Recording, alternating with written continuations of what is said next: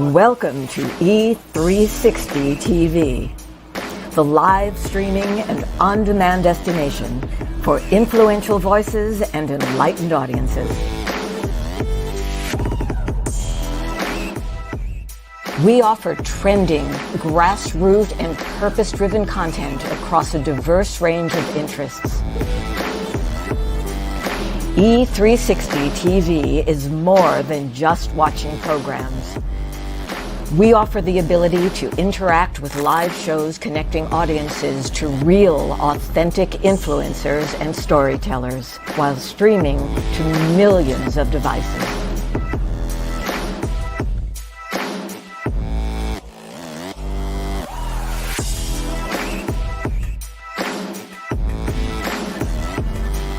Real experiences.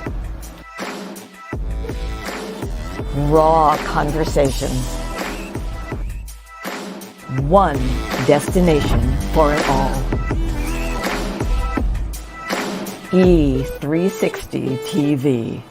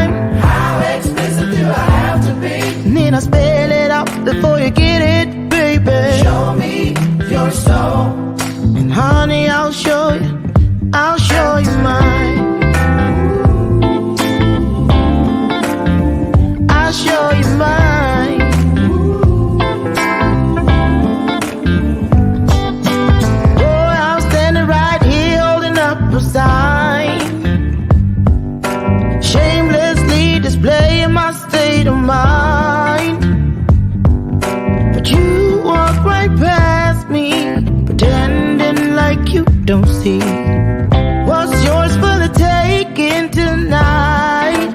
Ooh, show me your soul, baby. I'll show you mine. Show me your soul.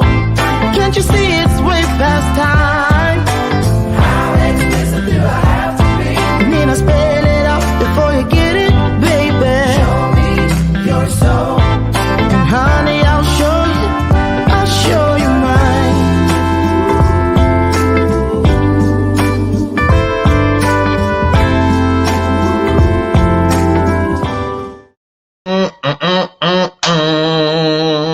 I'll show you mine, sure will.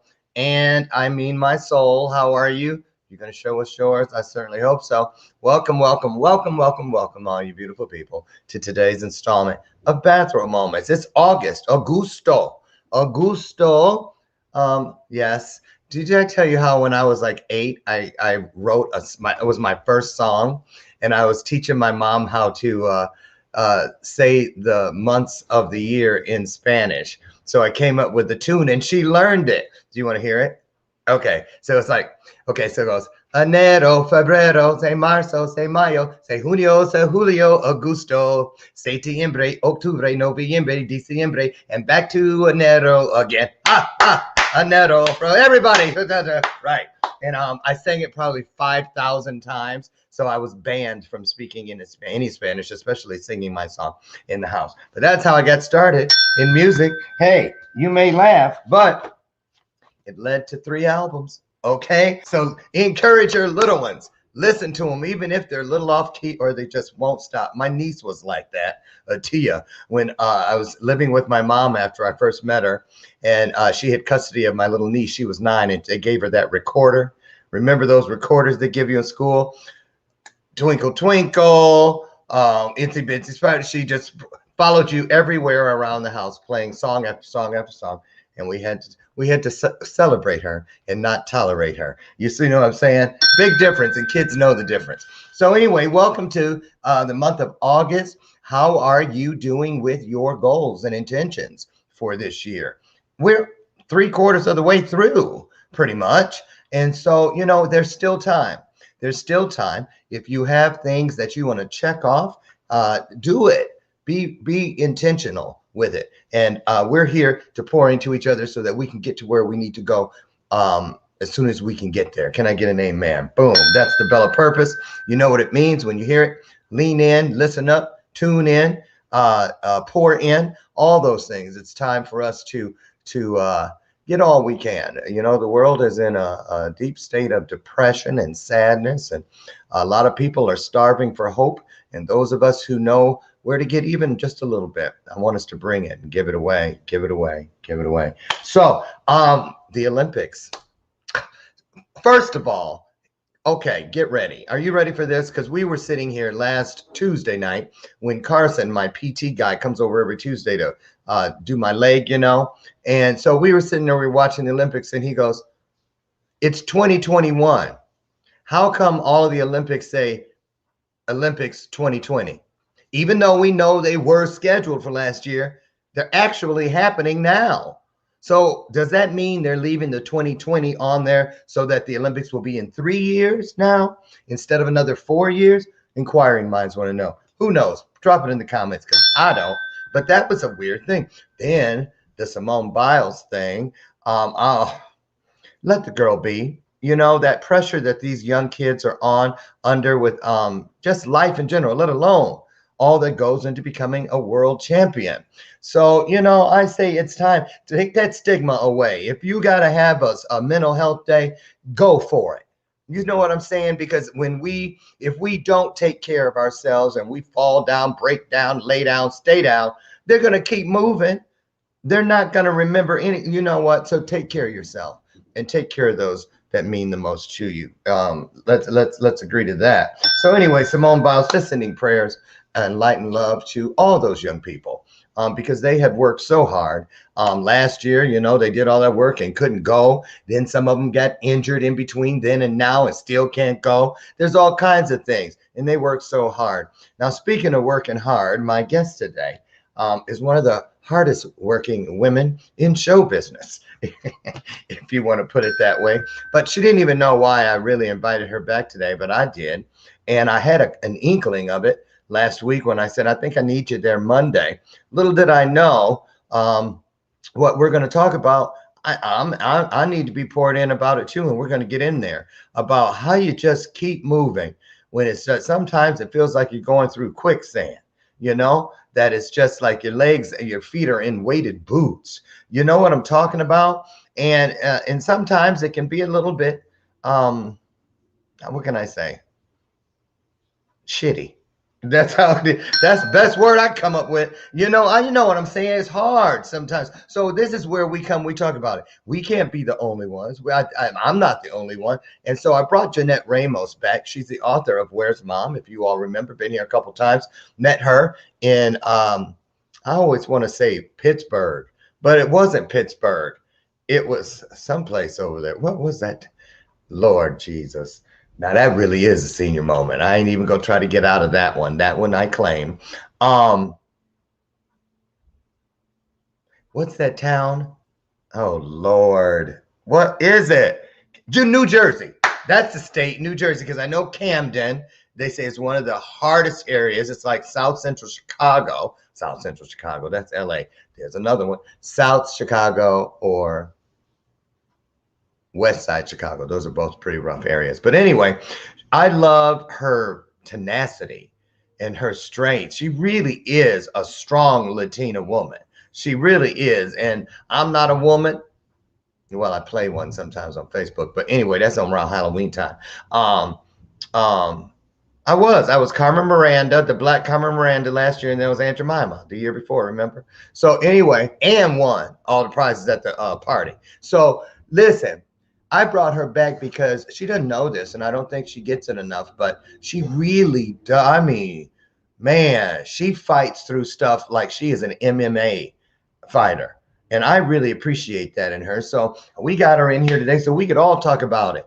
You know, we're 3/4 in. The summer feels like it's almost over. The COVID crap is popping its head back up, scaring everybody again. And then here we are. Are we going to have a Christmas this year or not? We just need to talk together and talk it out.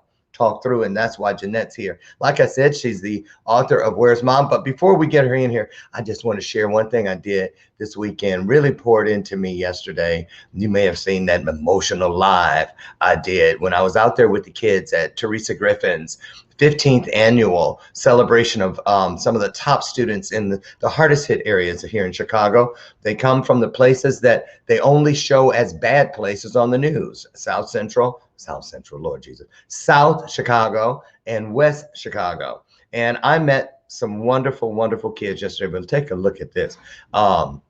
Teresa brought some of the parents, some of the moms up on stage, and it was just a good time. The kids got laptops, and she had baskets filled with different things that a student would need or like for it. Now, let me pull this up so I can get it. Okay, that a student would appreciate going off to school with. And it was just a great time. It was a parking lot event. So the parents brought their cars in. They had tables and chairs set up in between, and it was socially distanced. It was just a really, really wonderful time for all. So I'm going to try to pull it up. You know, I am not techie. Okay, wait a minute. I think I might have it. Okay, here we go. Take a look at this. This was just so awesome. 1, 2, get it. 1, 2, ready.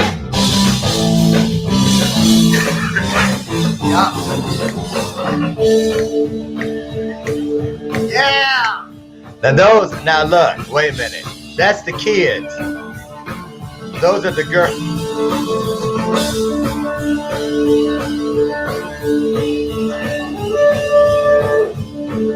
Oh, that's Goofy me. Okay, wait a minute. It's a half Okay. of a twerk. So you see how the girls are like not doing anything? So Teresa got sick of them not doing anything and kicked them off the stage. She kicked them off the stage. Look. Not you with the braids. Not you with the. Wait, watch this. Share this out, you guys. Watch this. Right. Oh, she kicking them off the stage. Not you with the braids. Not you with the you. Rest y'all, get your baskets and get off my stage. Get your baskets and get off my stage. Where the parents at? Give me the parents. Oh. That's your children. Come here. Look. I always end my show on an up note. I know that's right. We're gonna take this picture, but ain't no way we gonna end Proud Mary like that. Okay, watch this. I love Chicago. Rolling. Rolling. Rolling. Do, do, do, do, do, do, do, do, do, do. There you go. That's how you do it.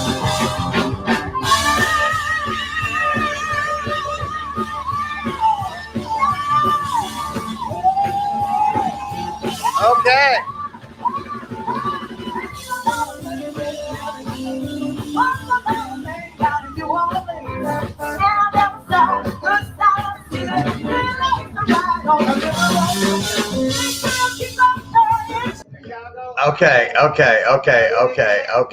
Okay.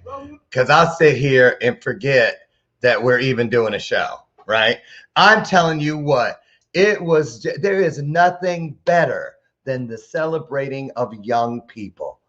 I mean it. It was so funny when she kicked them kids off the stage and brought their mamas up there, and their mamas threw it down like it was hot. You hear me? So you guys, anyway, thank you. Hats off. Kudos to Teresa Griffin and her wonderful, wonderful nonprofit and all that she's doing. I love you. She's going to be helping me do some great things in the spring with the Power of We Symposium.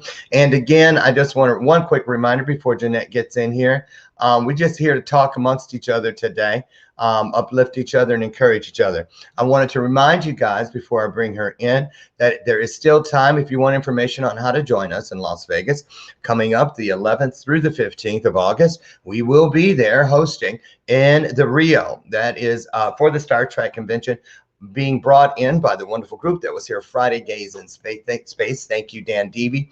Hosting a celebrity VIP penthouse party on that Thursday evening, which is the 12th. Wait, is it? That's Friday, the 13th. Oh, Lord. Friday the 13th, I'm hosting a gratitude festival, and I am a Bajorian. The Deep Space Nine makeup people are actually putting a Bajorian nose on me, and I am crafting my own outfit for it. And then Saturday, keynoting at Club Piranha, doing something I've never done. And I'm so excited about it. I'm going to tell you how that came about. God said to me the other day, Lauren, here's what you need to do in Las Vegas. You need to do just two things. That's all you need to do. One, you need to give those people something they've never seen. So, and I was like, okay. I was all excited. And then he goes, oh, but that means in order for that to happen, the other thing is you're going to need to do something you've never done. And that's when my armpits started sweating. You know, I was like, what? Wait a minute. But we're getting it together because every day that I'm in rehearsals, God takes a little bit of something I've already gotten and puts it in a blender, and out comes a brand new flavor of smoothie. Can I have an amen somewhere up in here? So don't be afraid, be encouraged, step up, stay up, and keep moving and uplifting others. That's what we do, right? So listen, here she comes, the author of Where's Mom? But she's a lot more than that. She's a lot more than a social worker. She's a lot more than a single mom who raised two extremely wonderful boys. And we're going to get into that, and we're going to find out what's going on in her life, because I know a little bit of the backstory. We're going to talk about what's going on in our lives, and we're going to encourage each other how to straighten our spines. We want to be spiritually, ergonomically correct. No slumping, no slurching. We're going to stand up. I don't care how you do not want to humpback when it comes to purpose. Can I get an amen?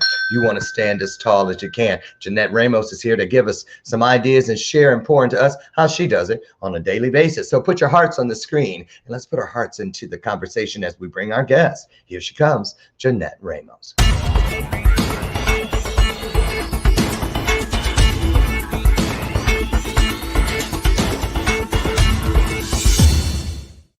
Oh, Grand Rising, says Brandy Johnson. Grand Rising to you too. Hi, Jeanette Ramos. How go ya? How you doing?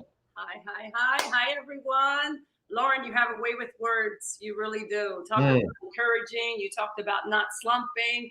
I immediately put my shoulders back, my chest up. I want it to be just as upright as possible. As possible. As possible. Before I forget, you forgot Abril in the month of April in your little song. So Enero, febrero, marzo, mayo. Abril is April. You forgot April. Enero, febrero, marzo, abril, mayo. You probably, because it messed up the beat. I was 8. I'm just man, so that people know there is an April. There is. You know, I probably purposely omitted that because my sister, who was right above me, who was my slave master, her birthday's in April, so I probably left that out on purpose. I got to recut that song now. Well, thank you for that. That's what you get when you have a Latina in the house. So let's start, because I love the title, the subtitle, Against All Odds. And that's what we're talking about today. Jeanette, tell everybody about the book, when you wrote it, why you wrote it, and then we're going to get into something, just having a roundtable talk today about how we take off those 20-pound shoes of just when we feel like, damn, is anything ever going to just really bust wide open for me? Go ahead and say hello to the folks. Hi, everyone, and thanks again for having me, Lauren. I wrote the Where's Mom book maybe about 6 years ago. And 6 years ago, it all started that I was writing little pieces of paper, anything that had to do, that came to my brain with regards to raising children, my experiences, my work experiences, my home experiences. I decided to compile it and put it together. Like I said, in between white pieces of paper, anything I could get my hands on, I was writing. Unfortunately, at the time, once I compiled all of the writings, I tossed it to the side. I wasn't ready for the world to see what I had written, to share with the world what I had written. So it was one of those things that just sat for a couple years until, I asked God one day on a Sunday morning. I was sitting on my couch. I said, hey, listen, I've written something. It's been sitting away, stashed away for the last couple years. If you want me to share this with the world, send me a sign. Lo and behold, a day and a half later, someone called me, Emilio Roman, who was publishing books at that particular time, reached out and said, hey, I'm familiar with your life. I know a little bit about your boys. I know you've been a single parent. Reach out to me. I'd love to share your story with the world. And Wow. went on. And the rest is history. The rest is history, Lauren. So I got a quick question. You mentioned that this happened on a Sunday morning. It was a Sunday morning, correct? Was it easy? Was it easy? Was it easy like a Sunday morning? Was it easy? Actually, it was easy. Like Because I'm easy. I was relaxed. I Like was just sitting there, and the thought came to my brain that I had done this book. I had written it. It was in pieces of paper, but nonetheless, it had been written out. So, and, I was doing nothing with it. so tell everybody how it felt the first time you held the actual book in your hands, as opposed to how it felt when you were being plagued by, pretty much stalked or haunted by the little pieces of paper. Because I believe when we have something in our possession that we are letting it just tarnish, if you will, get moldy, if you will, because we're not using it, we're not getting it out to the place we wanted it to go, and we're not standing behind the reasons we needed it to go there. So talk about the difference. How did you feel immediately when you had actually completed this task? I felt a sense of relief, and what I felt was also a sense of excitement, because wow, the world was finally going to hear and see and read my story about raising something that you think is so simple in life. Raising kids, who does it? Everybody does it. Unfortunately, some people don't do it, and it's not as easy as it appears. Mm-hmm. So it was exciting.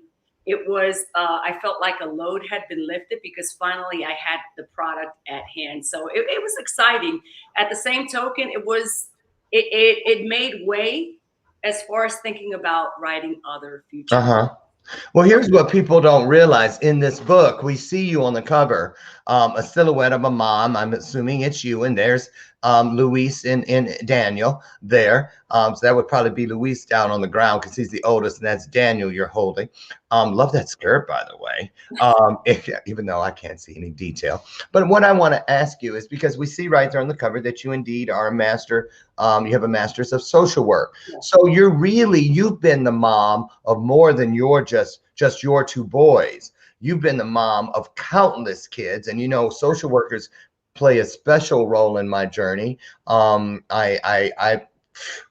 were the lifeguard at the most treacherous beach I ever found myself, walking and swimming on. And it was the social workers that dove in and saved me time and time again. So hats off to all the social workers out there. But Jannette, talk about that for a minute. What that's like when you work with kids and you're driving home in the car alone, no music on, trying to remember what you need to stop and get to feed your own kids, but you feel like you have a car full of other kids that you just can't leave where you left them. Talk about that. That's a real thing. Yeah, it's a real thing. And just to say, social workers, it's a thankless job. So It is. It's a shame. Don't expect to get thank yous when you're doing these acts of kindness. Just do it from the heart, and everything else will fall into place, because looking for a thank you in situations such as the social work field it's not something that you get on a daily basis. So take care of yourself, pat yourself in the back when you can, because you'll have those moments. And you talked about it this morning, ripping and running, you don't have time. So in situations, in the type of work that I'm doing, it was going from place to place, ensuring that kids were safe and protected. which is not an easy thing to do, but it's almost as if in those particular cases, you're taking care of those kids better than you would take care of your own, because you want to make sure that they're safe. But then not bringing that type of situation at home, because I'll take a different spin on it, Lauren. Okay. In your job, your regular jobs as it is, a lot of us have stressful jobs, and social work is a stressful job. So to be able to not bring that to your own home, when you talked about bringing it, worrying about my own children, but not worrying about them in terms of their safety and protection and what we're going to eat for the day, or, helping them with their homework, but not bringing all that negativity that you've gotten or you've gone through at work. Don't bring it home. Leave it outside, because kids are like sponges. They know when you've had a bad day. So do your best to try to separate the two. And it's hard. You can't be, how can you be a social worker at work, but not be a social worker at home? At home, there's still children. They're still children. So let me ask you something. As a single mom, it's not like it's just rough at the beginning. And then it's rough all the way through. It's a challenge, let's say that. So have you, in your entire, when you were raising your boys as a single mom, working, going to school, all that, because you went to school while you had the kids. Right. Were there ever days when you had to forego a meal just so your boys could eat and be fully nourished? Talk about that. People, that's something you don't hear moms talk about, but I believe more of them have done that than not. And it's not just that you give up the food. It's that unconditional piece that I'd like you to talk about. It is. That's exactly it. It's an unconditional piece. There are a lot of behind the scenes that mothers or single fathers don't talk about.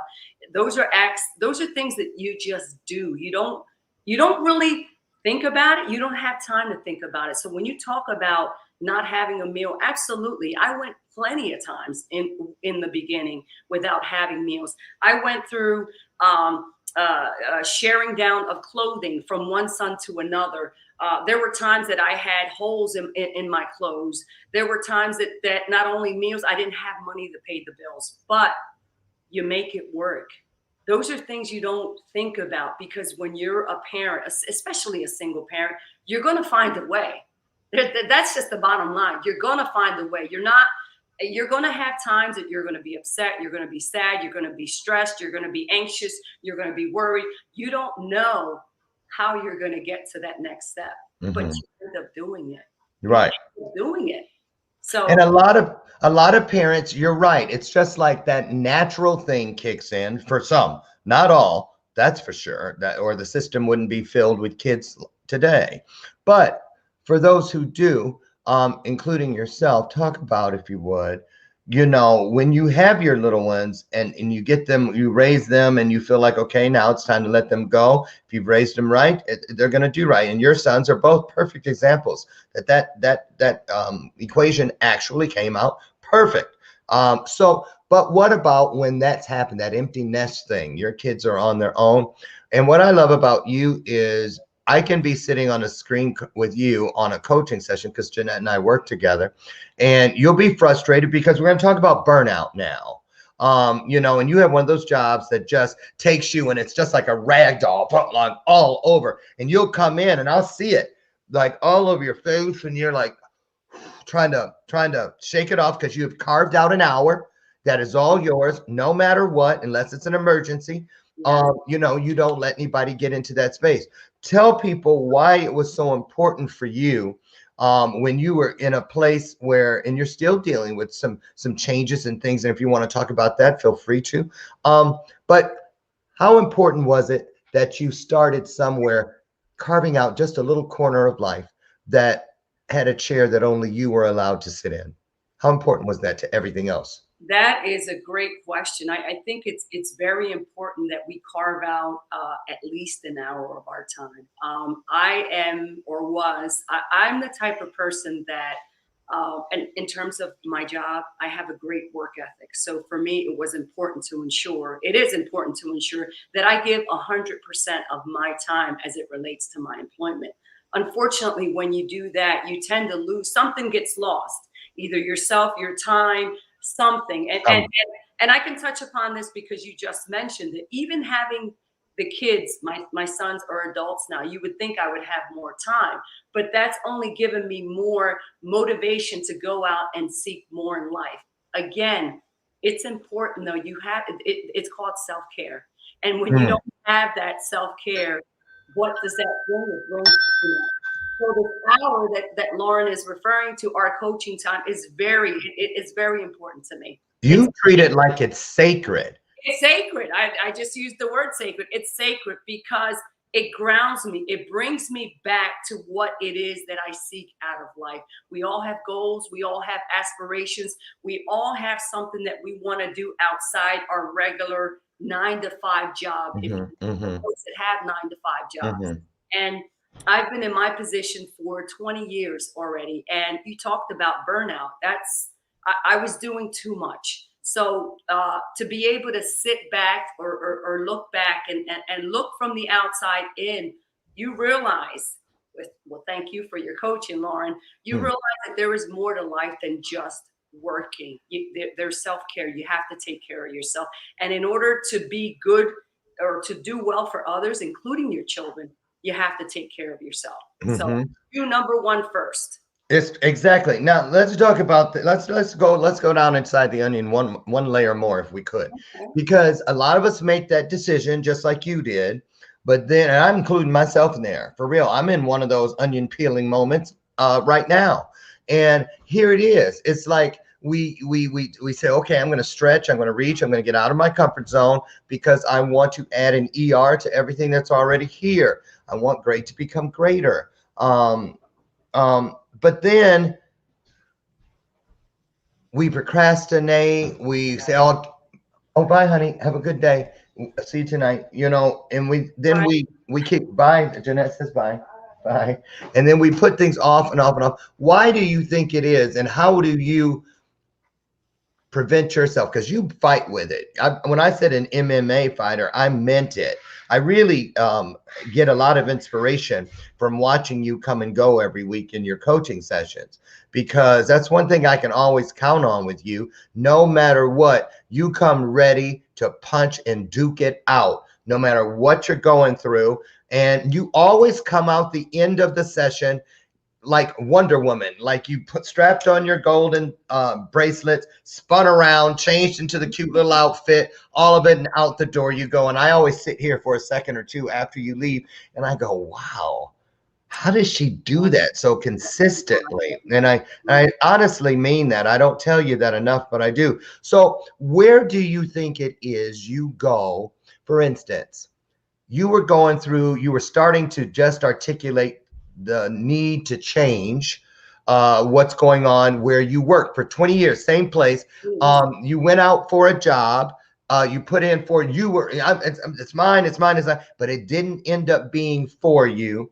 Correct. And just like that, I think you held it for a minute or whatever, but just like that, the next thing I know, I get a look on my page, and there you are doing a push-up, staring us in the face, saying, vote for me. You're in a fitness model competition. You just snatched something else that I'd never even known you were interested in. I knew you were in great shape, but I didn't know this was a passion.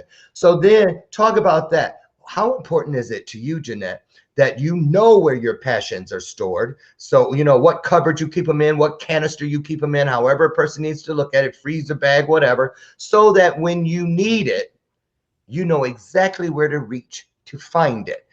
Talk about how you got to that process where all of a sudden we saw you on, inside of a competition for a national magazine. Absolutely. Well, we all have different roles to play. We're not just mothers and fathers and husbands and wives. We all come with skills. We all come with gifts. Unfortunately, some of us don't tap into what those gifts are. And I think we need to do that more often than not. I was the type of person, like I said, we all have gifts, but I had kind of put those gifts in the past or behind me because I was just doing the 9 to 5, either mom or 9 to 5 job. But after all that, you start realizing there's more to life than just being a mother, a father, a sister, or a brother, or working that 9 to 5 job. So we have to tap into those gifts. And like you said, Lauren, I've always loved to work out. Even when my kids were small, I would take them to the park while they would ride bikes or play football. I would run, I would dance. Any type of form of exercise, I always enjoyed doing. So this opportunity came about, and I, just like anybody else, you have to take risks in life. Is the number one thing. Take a risk in life. You talked about this. You talk about this all the time. I think you said it this morning. You have to go outside of your comfort zone. It wants to be uncomfortable, but that's the only way you're going to move from point A to point B. It's easy to be absolutely nothing if we wanted to, but how is that? Where's that going to get you? Where is that going to lead you? Nowhere. So this opportunity came about, and an opportunity that made me feel good. I work out. Hey, if anybody has a shot, I have a shot. It's something that I do on a day-to-day basis. It's a lifestyle. It's not something that I just started last week. So I went in for it. I got to round 3. And I didn't get selected out of the top 5. But let me tell you something, like you talked about earlier, even with this other job that I wanted, you need to go through life getting those no's and getting through those rejections, because getting rejected only makes you stronger. There it is. It shouldn't make you weaker. Think about Ford when he was rejected, and think about Disney when he was rejected. You know, they became important and famous people. Of course. And most people that get there have been rejected. It takes a lot of no's to get that one yes. Part of the process is everybody. Right. When we come back from a short break, you guys, we're going to get into it with Jeanette Ramos about how she deals with haters. Because I know you got to have some. You're in a burnout position. You're at a place where a lot of people, you know, it's the last place they want to come and the first place they want to leave in an 8-hour day. And here you are, gorgeous, aging backwards.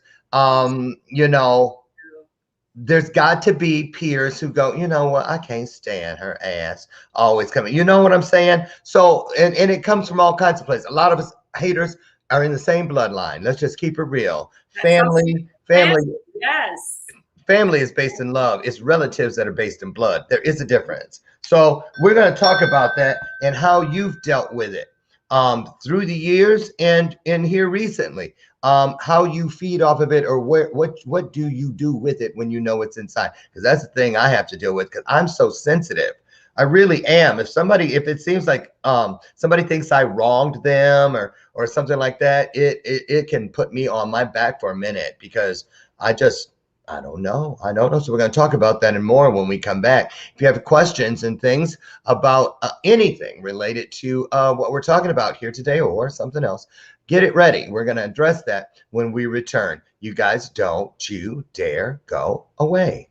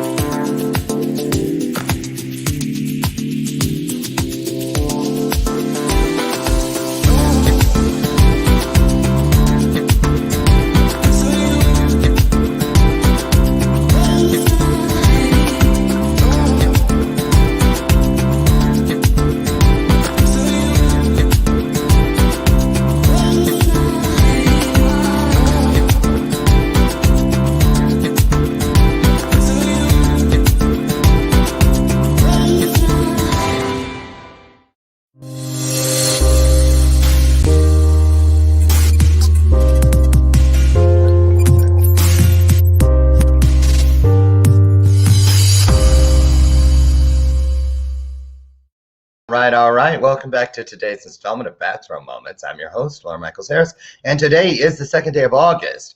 And our guest today is Jeanette Ramos, talking about all things about keeping it moving, fighting our way to the very top of our best versions of ourselves. Before I get Jeanette back in here, a couple things.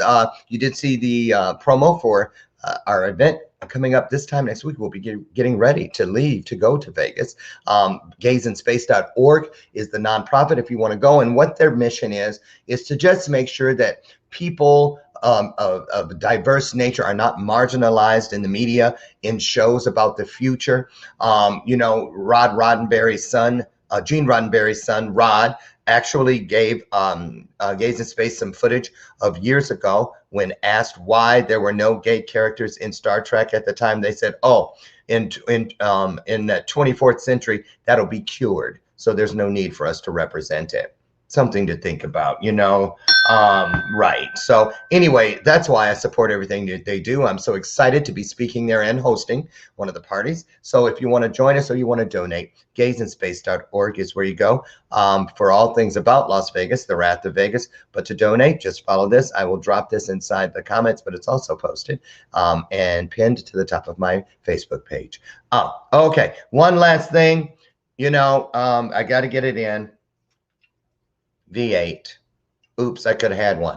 I'm not doing that because I am going to have one right now. Why? Because it's 60 calories in one little can. It is 2 full servings of vegetables, and it is 100% pure vegetable juice from concentrate.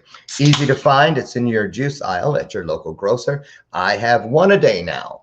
One a day, not because they send it to me, but because I choose to live my best version of my best life. So here we go. So before you reach for the monster drink or anything like that, just consider a V8. So delicious. Hi, Jeanette. Welcome back. Haters was the topic. Ever dealt with them? Haters. If you're not doing something right, then you can't have haters. So it's good to have haters. They motivate you. They get you to go. They keep you moving. But I'm gonna be honest with you. I don't go around thinking about haters or negativity. I stay away from those people. So if there's a saying that goes, if someone is saying something about you, it's none of your business. You don't need to know. You don't need to know, because what tends to happen when we find out that someone is saying something negatively about us, we get upset. That stirs the emotion. So the less you know, the better. So, that's true. Yeah, the less you know, the better. And you know what, I tell you guys all the time what my mom Lucille used to tell. Well, she told me this the very first day I met her. She was warning me about some of my siblings, you know, because of course they thought I was dead and all that stuff. So anyway, she goes, you know, Lauren, just keep in mind, no matter where you go in life, if something doesn't make sense to you, don't rack your brain about it. Don't carry it around. If it doesn't make sense to you, it's because it ain't got nothing to do with you.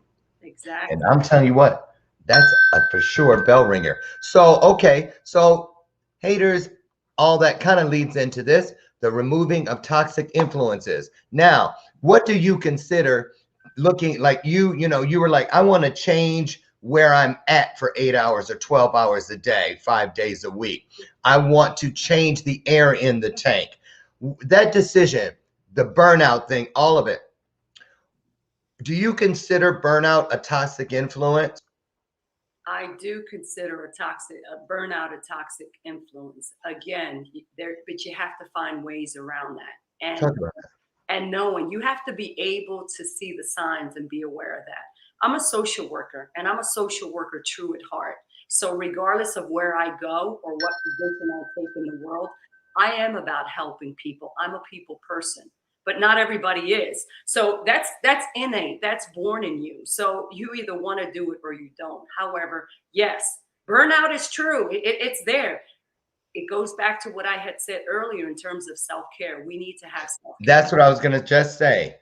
Yes. Thank you. Right on point. Because, you know, a lot of us, I include myself, it used to be worse for me, more of a challenge, let's say, than it is today. But still, I have a lot of growth that I still need to get to when it comes to not losing myself inside that process of being of service to others. Talk about that, because a lot of people do. They put themselves last, you know. I just had a thing this morning where a girl going through something, you know, I want to do a commercial, I don't want to do a commercial. And I was like, well, when you're ready, you know, if ever, you know where we're at, boom, boom, boom. And she came back with something like, I get it. What did she say? Something like, a person that's with a horrible attitude and this and the other, like myself. And I was like, why in the world? I sent back this emoji. Like, why would you say that about yourself? Why do you think so many of us feel that we need to help the outside influences beat the shit out of us? Well, when you get into social work, they say, and this is my reasoning, when we get into those particular fields, we do that because we've had issues in our own lives. So sometimes we get to that point because we want to avoid that past. We don't want to bring it to the present. You know, for example, I got to see DV growing up. And I vowed that I was going to be a lifesaver. I was going to save the world. I was going to save children. I was going to be able to talk about domestic violence. I was going to be able to talk about, you know, child abuse. And I was going to be on the other spectrum where I was going to be able to help people. So we beat ourselves up because, like I said, we don't want to look at our past. It's a way of just masking it. Or we feel that that's probably what we're good at. We don't want to focus on ourselves. We want to focus on other people. But again, you come first. You have to take care of yourself first. You can't be good to others if you're not good to yourself. Hallelujah. Absolutely. So that's what it's about. Taking care of yourself, finding those outlets, find something. I talked about earlier about how we all have gifts and skills, and we find something to do that's not mundane, your 9 to 5, taking care of your kids. What is it? Is it working out? Is it writing? Is it poetry? Is it dancing? Is it, you know, sports? Something. Reading, cooking, gardening, anything that brings you joy. Absolutely. The list goes on and on. Find that 1 hour we talked about earlier so you can avoid that burnout. So when you start the process, anybody, if you're not good to yourself, you're of no use to anyone else. When you start defending well, not defending, but I'm going to get into that. But when you start saying, okay, I'm going to do this for me and I'm going to do that for me. I don't know if I need a new job or I need something new in my personal life to offset what I'm feeling as this burnout creeping up on me at work, whatever the case may be for anybody. But okay, you remove the toxic influences. But then when I refer to you as an MMA fighter, when it comes to your purpose, it's because you're constantly defending your territory. Tell people what that means to you. That space where you may not even have anything to a marquee to put over, now showing. You don't know what that thing is going to be, if it's going to be gardening or sewing or traveling, but you know you need something that has your DNA all over it. A she shed, an internal spiritual she shed, if you will. Mm-hmm. How do you defend that territory before there's anything going on in that territory, when it's just an empty space that you're holding space for?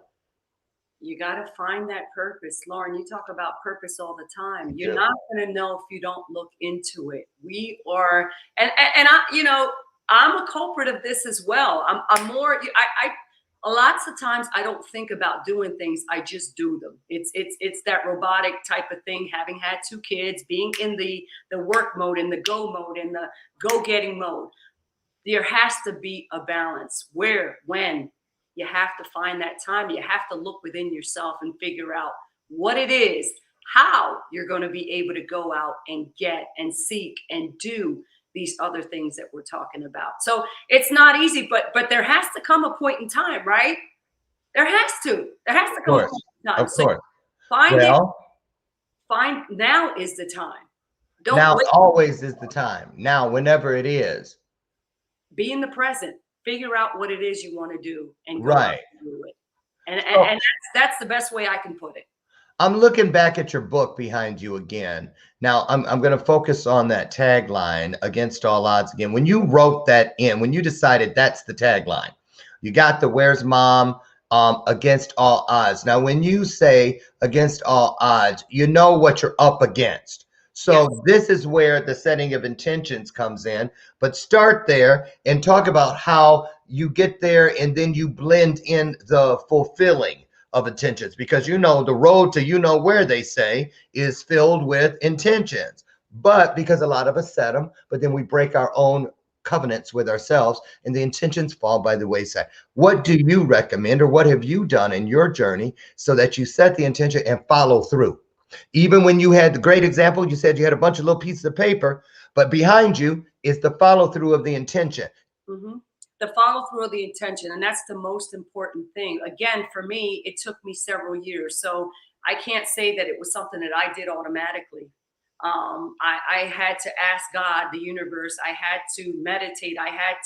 Things weren't going well. Things were just like mundane, 9 to 5, regular stuff. I needed something outside of the regular. So again, that's when I asked God to show me what he wanted me to do with my life. So when I talk about against all odds, I'm talking about not having been educated, not growing up in a poor setting, not having the best of everything, not knowing what I wanted to do with my life, only having had a high school diploma, having been in a toxic relationship, a relationship where I had 2 kids without a father. There was no father. So it was me and the world. And there's a lot of women out there and single fathers too who are experiencing those things. So when I talk about against all odds, that's what we're feeling at that particular time, that we're not able to push through. Woe is me. How am I going to get through this? I have 2 children. How do you raise them without a father or a mother for those single fathers? How do I do this? Children don't come with instructions. Right. So all those emotions that you go through, but I'm here to say that you can do it. You tend to do it against all odds, meaning regardless of what the situation or the circumstances at hand, you can do it, but you have to choose to do it. You have to choose to do it. It's easy. And how do you do that? I keep harping on being uncomfortable skin. And that's the thing right here. It's easy to walk away from certain situations. I didn't have to be a mom. I could have chose to give them up. I could have chose for somebody else to raise them. So yes, I was put in an uncomfortable situation, but I chose. That's what I wanted. I had 2 kids. They were my responsibility.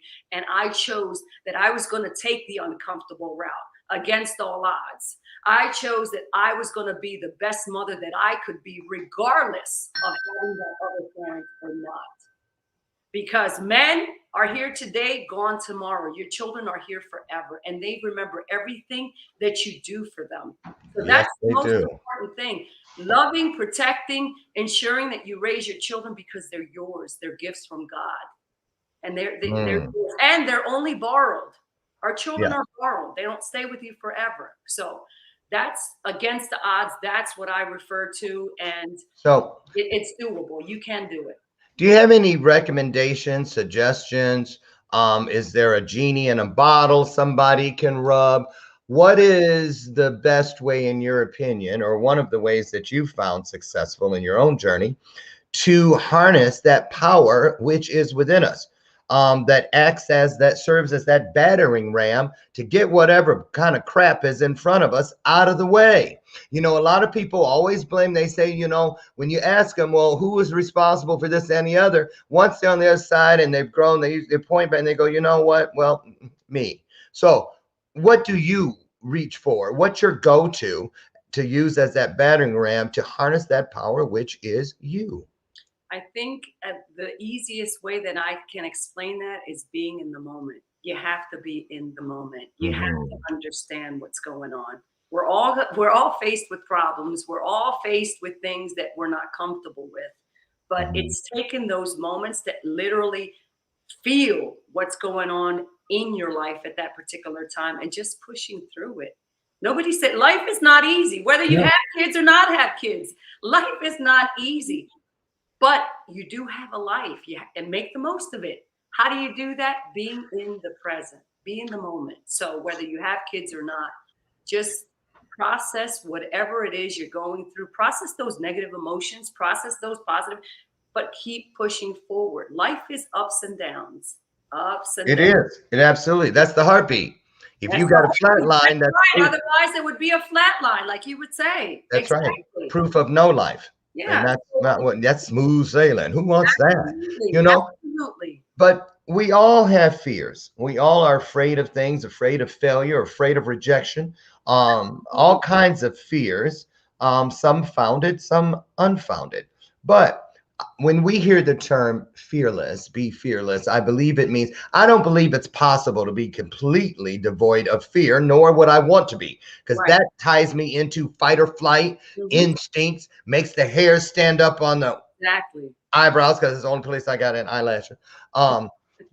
You know, talk about when you, I know you've had many times when you were afraid I'm not going to be able to get groceries, afraid I don't have enough gas to get to work, afraid the kids' clothes aren't going to be clean for them to go to school on Monday, on and on and on. Afraid of making the wrong decision. I'm afraid this isn't the right man for my boys and me, whatever it may be. How did you embrace fear so that it empowered you and did not cripple you? And that's a great question, because fear can definitely cripple you. Girl. And Ain't it though? Ain't it though? Any little thing that related to ensuring the safety, protection, and well-being of my children was always a stressful situation. So the stress is there. It was praying. It was asking God to just get me through that particular situation. And more importantly, it was not giving up. That's it. It was not giving up, because things don't stay the same forever. So this again, too shall pass.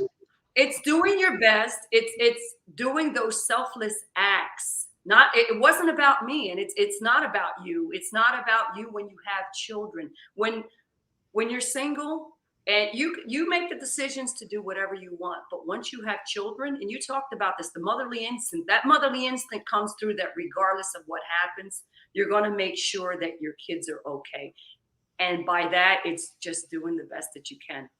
I'm going to just say this before we get out of here about you. You guys, check out Jannette Ramos. Follow her. Get to know her. I suggest you get to know her now, because before long, it's going to be hard to find your way to her door. You're going to have to go through lots of those people to get to her. So do that now. I really mean that. And you can find her right there on your screen at Facebook, Where's Mom 1. And I want to say this, Jannette. You know, I watched the other day, I saw on your page where you posted your new hair, and you're so vulnerable. And what I love about you is, see, a lot of us, like, you know, I'll get the Star Trek thing, for instance, and then I start getting the pieces ready for it. But I got pieces ready before I knew there, you know, I at least put the canvas out there and got my paint set ready to sketch out something. I started somewhere, and before you know it, the hand that is greater than I took it and drew Las Vegas on the thing, and the rest is going to be history. Now, what I love about you is you get that. A lot of people don't, and it took me a long time to get it. About just keep going. You don't got to know why you're doing something. Just know what the end. Here's what I'm going to do with it when you give it to me. That's what I say to greater than. So when you do the things with getting your hair changed and stuff, why are you doing it? Why are you doing it? It's not like it's one of your son's weddings or something. What do you see on the other side that makes you say, you know what, I feel like a change? Yeah, I love that question. And I was just talking about that yesterday. When you do things, something as simple as changing your hair color, it makes you feel great, number one. But number two, you're bringing in other opportunities. Change brings opportunities. Opportunities bring other opportunities. So just like you said, you don't know why sometimes you don't know why you do things, but you know you need a change. And because of that change will bring other types of changes, and positive ones, because again, you don't ask for anything negative. You want to be able to look at your life, think of all the positive things that you deserve. We all deserve to look beautiful. We all deserve to do things for ourselves. Why wait until tomorrow to do that? Yes. There you go. No reason to. Live for today. That's all you have. The past is guaranteed. Exactly. I love it. I love it. And we love you. As we get out of here, I want to thank you again for the great example you are, and for coming on today and pouring into all of us. I know for one that you fulfilled the promise of 2 or more coming together just with me, because I needed this more than you'll ever know. And I'm sure that a bunch of you out there did as well. So Again, on the screen, you can see where you can continue this dialogue with Jeanette Ramos. Pick up the book. I highly recommend it. I have a copy, and it's going to stay right here. So listen, you guys, join me tomorrow morning. I'm going to have another great guest, another great show, but it will be greater if you're here. So please meet me out front at 8 a.m. Central if you feel so inclined, and we'll do it all over again. In the meantime, take a note.